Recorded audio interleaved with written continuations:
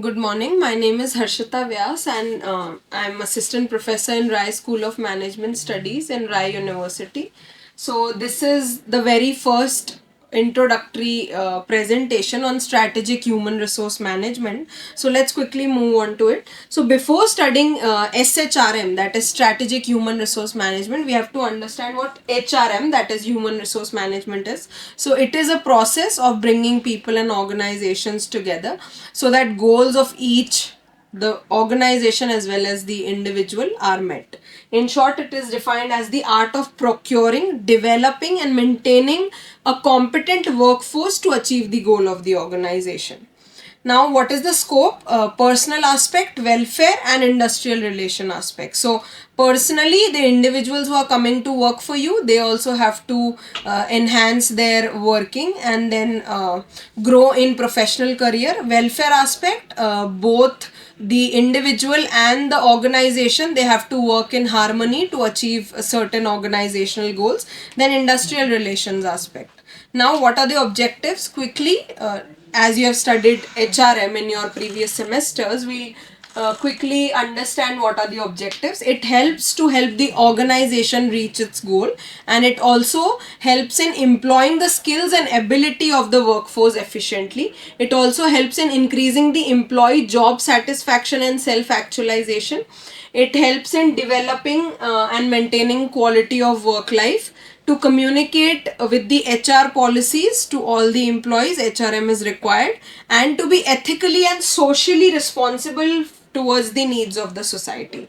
So these were some basic objectives. Now some important terms: capability, core competencies. So what is capability? The ability of a bundle of resources to perform an activity, a way of combining assets, people and processes to transform inputs into outputs. Then core competencies, so activities that the firm performs specially well when compared to its competitors, through which the firm adds value to its goods and services. So core competencies are the USP or the strengths that a person or any organization has, which is better than the competitors. So it gives you an edge over your competitors. Another important term is competitive advantage. It comes from a firm's ability to perform activities more distinctively and more effectively than rivals. To attain competitive advantage, firm needs and value to the customers. They offer a product or service that cannot be easily imitated or copied by its rivals, right? Now, what is values? It is the sum of the total benefits that are received and the costs that are paid by the customer in a given situation. Now these are some functions. So functions of HRM is strategic human resource management, equal employee opportunities, staffing, talent management, total rewards, risk management and worker protection, employee and labor relations. So these are some functions. Then we have reached on to what is strategic human resource management. So SHRM is a pattern of planned human resource developments and activities intended to enable an organization to achieve its goal. So strategy, when you see strategy word as a prefix in HRM, you understand that with strategy, it gives you an edge over the competitors. It becomes your core competency in achieving your organizational goals. This means that accepting the HR function as a strategic partner in both formulation of a company's strategy as well as implementation of those activities through HR activities. Now, SHRM, it involves aligning initiatives involving how people are managed and organizational mission and objectives. Now, what is the process? Determining what needs to be done to achieve certain objectives over 3 to 5 years. Examining organizations and competitive environment. Establishing optimal fit between the organization and its environment. Reviewing and revising the strategic plan. So this is the basic process. Then what is the models of strategy? External environment. Now external environment is the primary determinant of organizational strategy rather than the internal decisions of the managers. So in this SHRM, the managers are not the deciders or the people who locks onto any decision. It is the external environment on the basis of which strategies are formulated with respect to people's processes, right? Environment represents threats and opportunities, and all competing organizations control or have equal access to its resources. Resources are highly mobile between firms. Why they say so? For example, if anyone gets hired in, let's say, a organization, if that person is not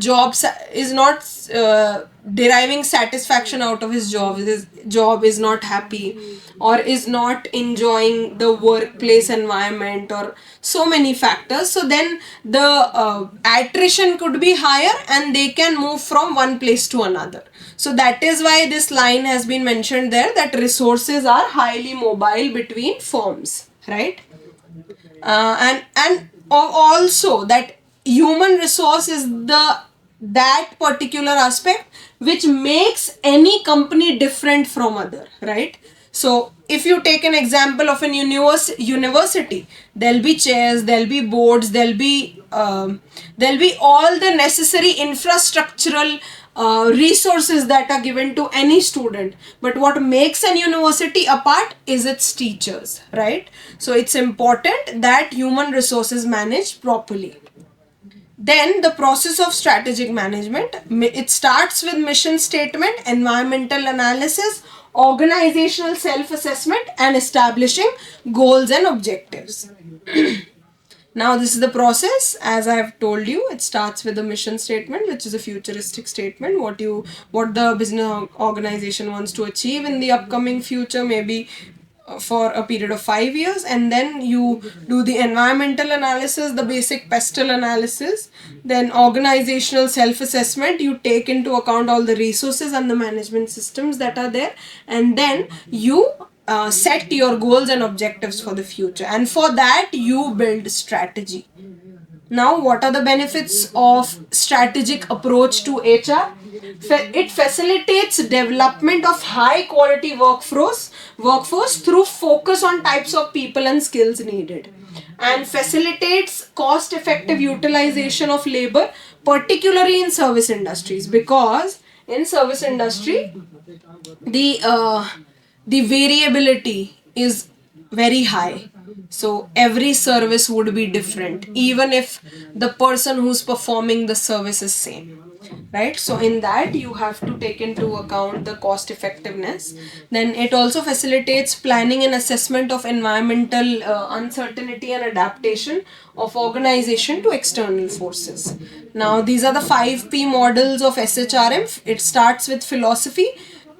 It is a statement of how organization values and treats its employees.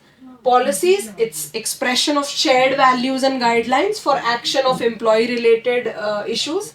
Programs, it's coordinated and strategized approaches to initiate, disseminate and sustain strategic organizational change efforts necessitated by strategic business needs. So philosophy, policies, programs. Practices, it talks about the HR practices that motivates behaviors and allows individual to assume their roles. So 3 categories of roles are there: leadership, managerial and operational. The last P is processes. So continuum of participation by all employees in specific activities to facilitate formulation and implementation. Now before ending this, so the successful SHRM efforts, they begin with identification of strategic needs. Employee participation is critical to linking strategy and HR practices, and strategic HR depends on systematic and analytical mindset. Corporate HR departments may have an impact on organizations' efforts to launch strategic initiatives. So this was all about strategic human resource management unit 1. Thank you.